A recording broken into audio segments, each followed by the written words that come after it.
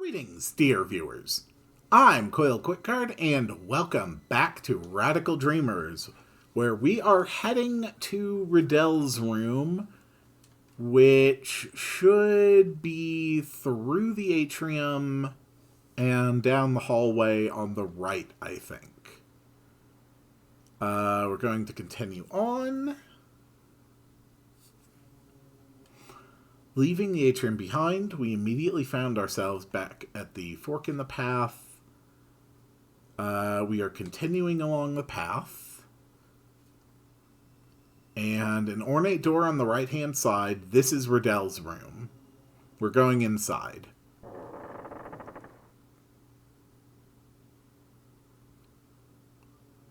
Okay.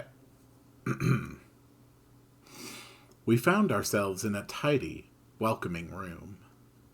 The knickknacks and curios dotted around the place seemed to be well loved.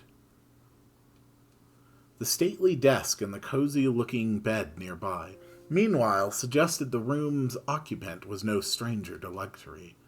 Though the room was richly furnished, somehow it still felt awfully lonely. "Is someone there?" came the voice of a young woman. We shrank into the shadows. Uh-oh. The woman appeared from deeper within the room. She was lightly made up and had a gentle, unthreatening air about her. It was Lynx's daughter. "Strange. I'm sure I heard someone." I was at a loss as to what to do for a moment, but before I'd had time to do much more than hold my breath, Kid had already darted over and thrust her knife out, stopping the blade only a hair's breadth from the woman's neck. Holy crap, Kid! Yikes! "Where's the frozen flame? Answer me!" Her voice came out in a harsh growl. I rushed in to hold the Kid back before she hurt the poor woman. "Kid, do we really have to do it this way?" "Shut your trap, Serge!" Riddell couldn't help but giggle as she watched us bickering. "What are you laughing at?" Kid shot Riddell a harsh look. "It's just, you don't seem like thieves at all. You want me to cut you, girl? I'd be surprised if that knife could cut anything." Okay, that's rude. We have absolutely used that knife to kill things. And also a book. For a moment I felt faint, imagining Riddell on the floor, covered in blood. But then, clang, Kid had thrown her knife to the floor, and I saw that it was only a letter opener. "Kid, why didn't you throw your actual knife?" "Hey, didn't think you'd noticed. Whatever. I'm not here to mess around killing lots of you anyway." "I have no desire for bloodshed either," said Riddell in a voice that was almost a whisper. "I am not your enemy. In fact, I want to help you." There wasn't a hint of hesitation or deception in her voice. "Let me guess. You're trapped in the manor too." Riddell only lowered her eyes sadly in response to Kid's question. "The forbidden flame should never have been allowed to fall into Lynx's hands." Riddell spoke quietly, but deep emotion clearly underpinned her words. "The flame was once the property of an ancient kingdom to the north who kept it for generations. It was said to have the uncanny power to guide people and change history itself. After the kingdom fell, the flame changed hands countless times until it eventually came into my father's possession. Oh my god. That was before I was born. Sometimes later, Lynx became aware of the flame's true value and approached my father under false pretenses of friendship. Not a soul suspected what his true intentions were. And then on that horrible day, he destroyed everything. He killed everything. It was horrible." Riddell shook her head, then buried her face in her hands. "I don't care about the forbidden flame. I don't care about that stupid accursed stone. It means nothing to me. Absolutely nothing. Oh my god. I just want to take it away from Link and smash it to pieces right in front of him. And only we can make that happen. Riddell looked up with surprise as Majel spoke. No one else in the world can see that jewel from Link's. Riddell stared, speechlessly. And then in a low voice she whispered, What can I do to help you? This is my whisper voice. There's a survivor of the Acacia Dragoons in the dungeon who we want to help. And if we're to help him, we need your help, said Majel, taking a step forward. What? That man is a traitor! It's because of him that Father, that Zoranda... Please, it's the only way. Riddell turned her back to us and hung her head low. The Chamber of Death! There might be something to bring him back to his senses there. After all, it was there that he chose to abandon his pride, his life. I assume the Chamber of Death must be the cell with the trapped ceiling. Riddell nodded. Yeah, it's gonna be a problem, started Kid. That thing did near killed us last time. You will need to take the Einlander with you.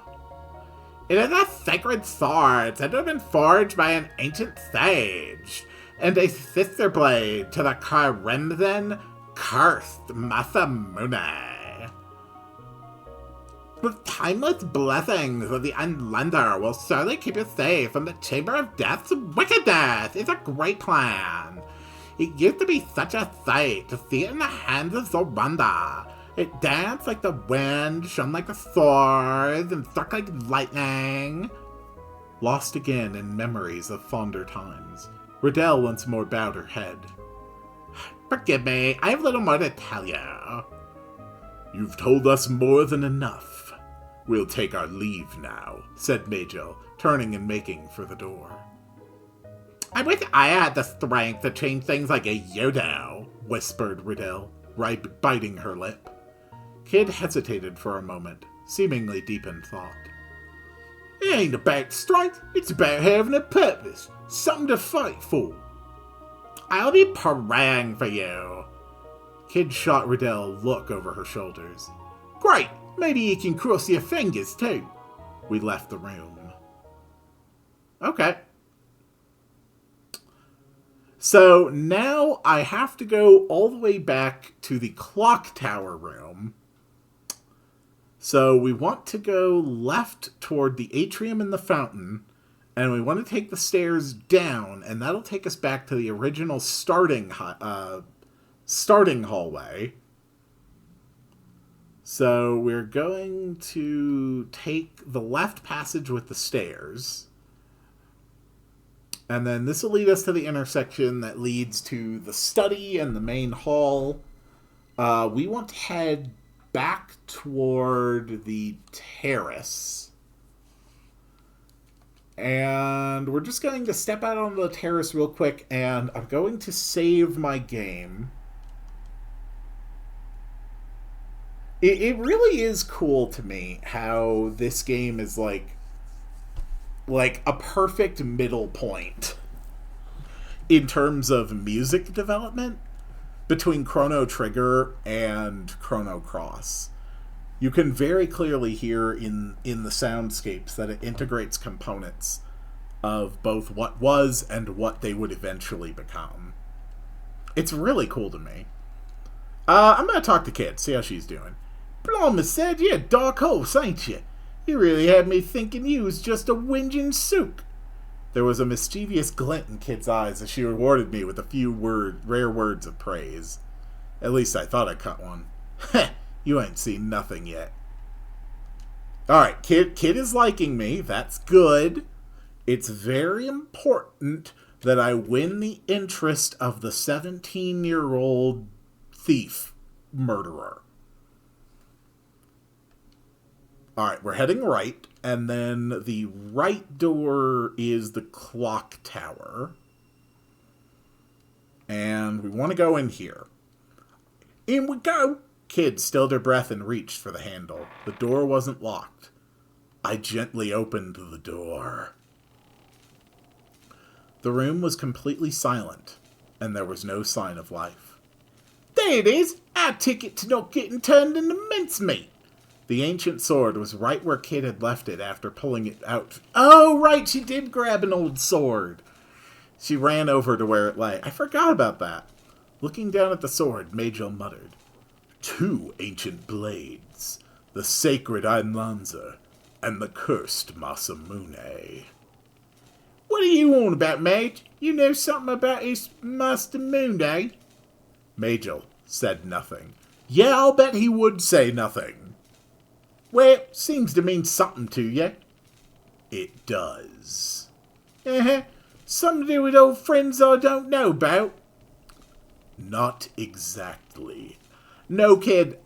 Majel's relationship with the Masamune does not relate to old friends. An enemy, then? Not exactly. You're being weird, Madge. Well, whatever. Oi, numbnuts, grab this thing for me, will you? I was standing by the doorway when Kid called over to me. Who, me? Yeah, you. Or were you gonna make me lug a bloody thing around this place? I'm just a scrawny little girl, ain't I? Call yourself a gentleman.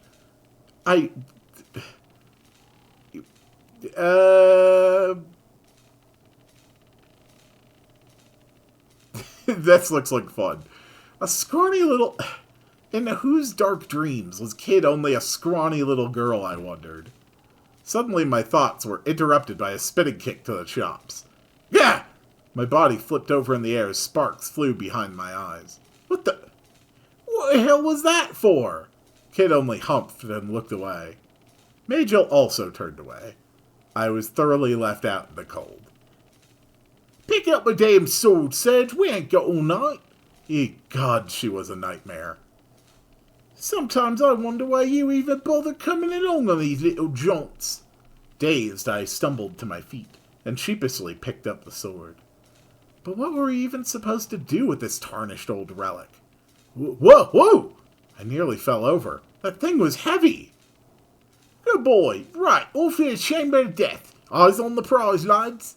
Dragging the sword behind me with one hand and clutching my throbbing head with the other, I followed Kid out of the room toward a place where it sounded like certain doom awaited. Okay, so now from here I think we turn right? Rattle. Oh, is this another skeleton fight? A figure appeared in the darkness on the other side of the corridor. Okay, it's a skeleton. Alright.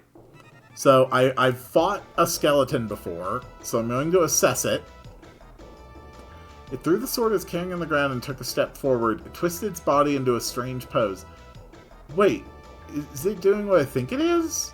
It proceeded to contort itself further, adopting a shape that could only be described as highly suggestive. What the hell is happening? For a moment, no one knew quite how to respond. What a bloody hell! What should we... Wait, Kid, look at Madge! Majel seemed completely bewitched. There was no way he'd be any use in this state. What are we gonna do? Snap out of it. Majel, pull yourself together.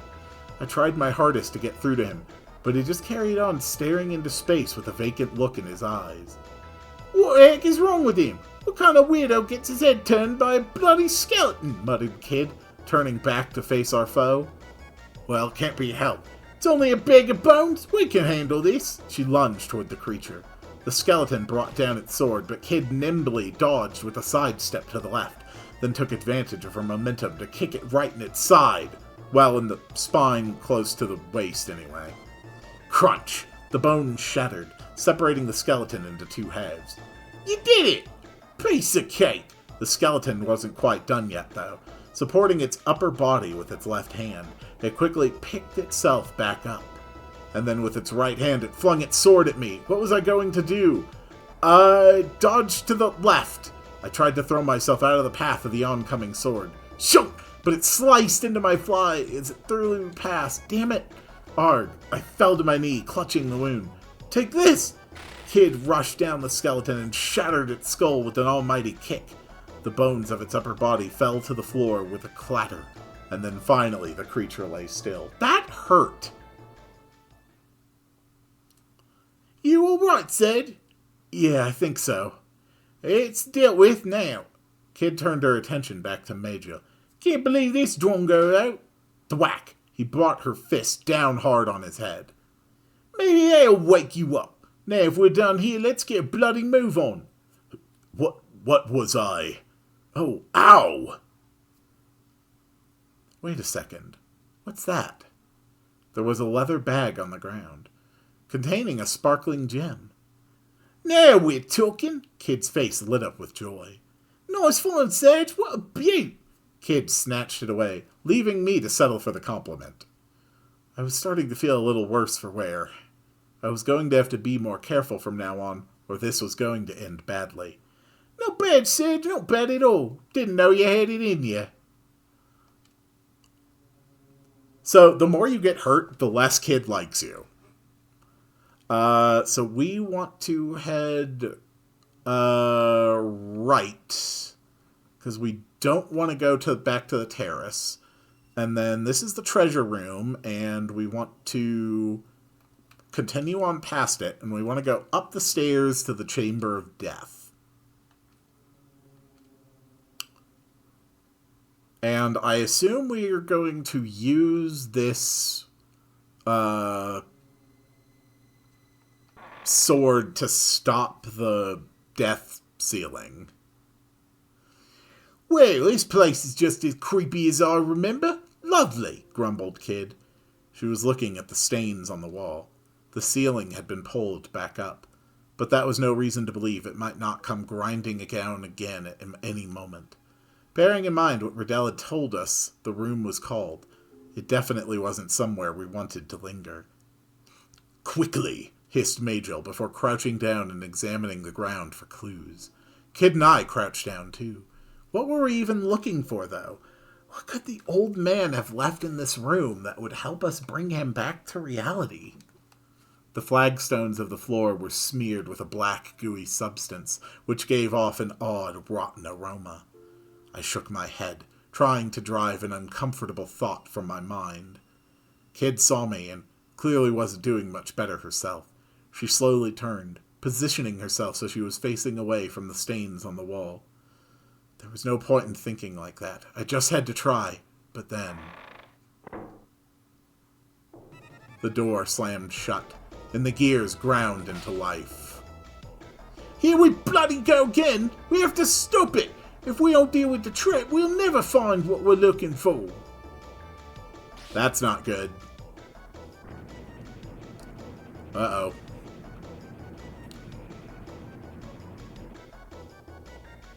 The ceiling sank lower and lower. We ducked our heads, desperately trying to avoid the blades that jutted out from the bottom. Kid looked to me and screamed, "The sword! Use the Onlanza!" What? How do you use a sword? I plunged it into the ground. There! I drove the sword into the floor with all my might. A shock ran through the room. Beams of light scattered from the blade, covering the floor and walls, and then racing upward. The ceiling gave an almighty judder, and then stopped. We made it! I sank to the floor helplessly, my heart racing. Oi, what's that? Kid was pointing at part of the wall. It was where we'd seen the message written in blood. Guess we found what we were looking for. Part of the wall had collapsed, revealing a cavity behind what had looked like a piece of solid stone. Inside, I could see something glinting faintly in the darkness. Kid reached in with her fingertips, carefully extracting whatever it was from within. It was a slender ring with a delicately engraved design that looked like overlapping ferns. The ring was adorned with several small rubies in a pattern that resembled a bunch of grapes. A crest of acacia! This must be an Acacian signet. Kid put the ring on her middle finger, where it sat uneasily. It didn't seem to be her size. The rubies gave off an eerie glint. Right, let's not spend any more time in here than we have to. We'd managed to foil the trap and retrieve the Acacian signet. I left the Einlanzer where it stood, and we exited the room. Okay, perfect. So now I have to track all the way back to the dungeon. So, unfortunately, the chance of running into a random encounter along the way is probably decently high. So, we're going to drop a second save since I took another jot of damage that I didn't want to take. We're going to keep following the corridor. And we're going to take the stairs. And then we're going to head to the atrium and out the other side of the atrium.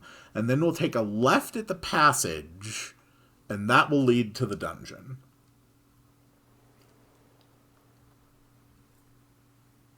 Okay, press on.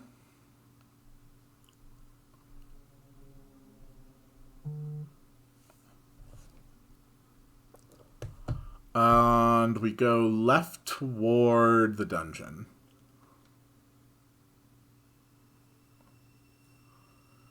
Alright, let's head inside.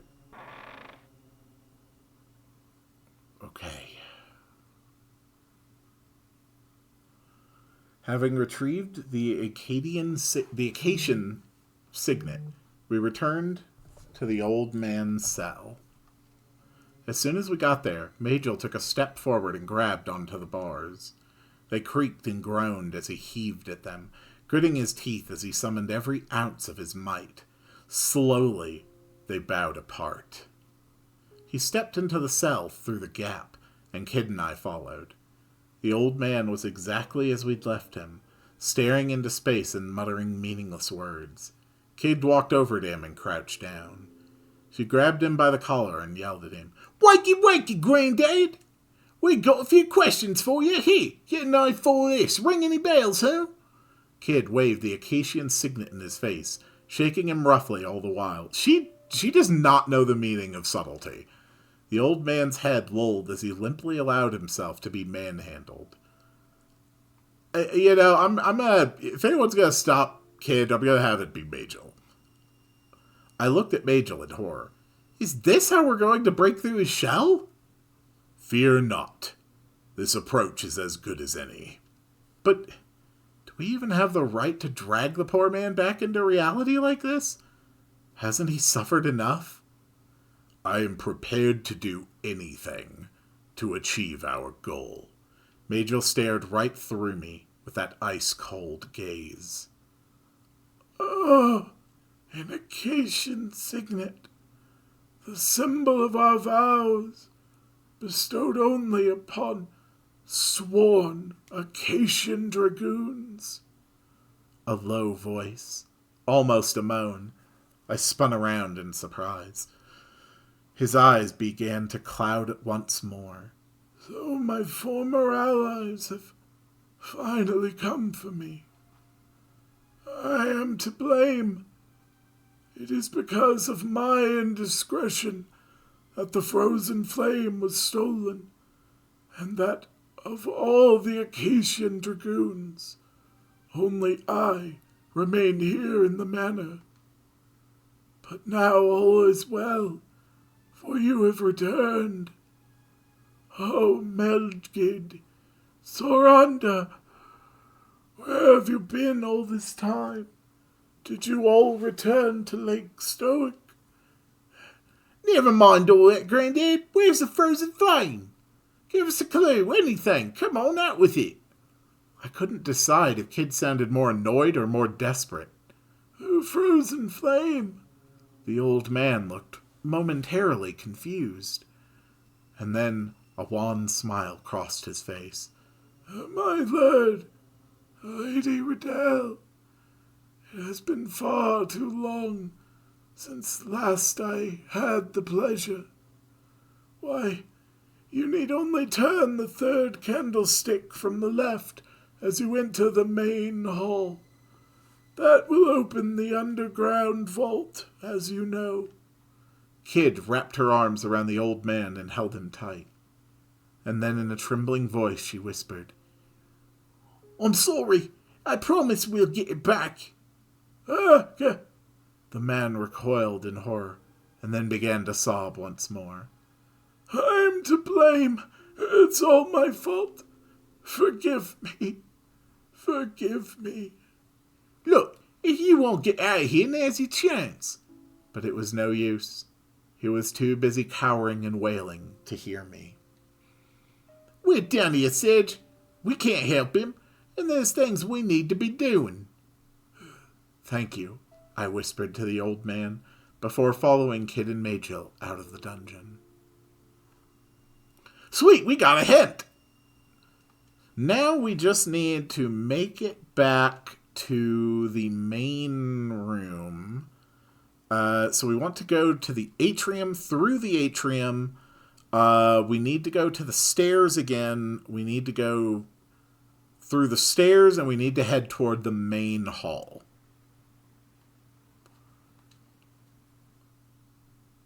I am very, very nearly at the end.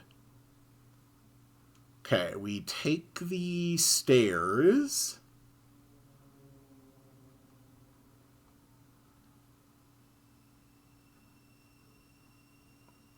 And we are going to head toward the main hall and the end of the game. But I'm afraid that's going to have to wait until the next one.